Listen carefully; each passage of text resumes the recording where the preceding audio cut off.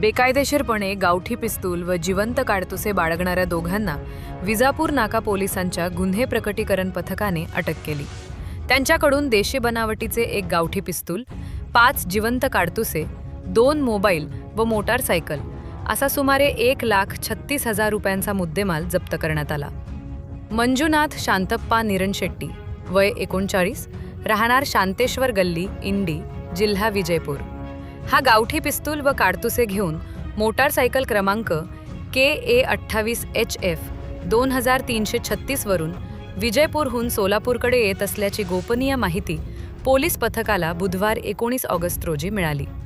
त्यानुसार पोलिसांनी नवीन विजापूर नाका येथील जलशुद्धीकरण केंद्राजवळ पहाटे 2:30 वाजता त्याला ताब्यात घेतले। पोलिसांनी त्याच्याकडे विचारपूस केली। त्याची अंगझडती घेण्यात आली। यात त्याच्याजवळ पिस्तूल, 5 जिवंत काडतुसे, 2 मोबाईल व मोटारसायकल मिळून आली। पिस्तूल बाळगण्याचा परवाना नसल्याचे त्यांनी सांगितले।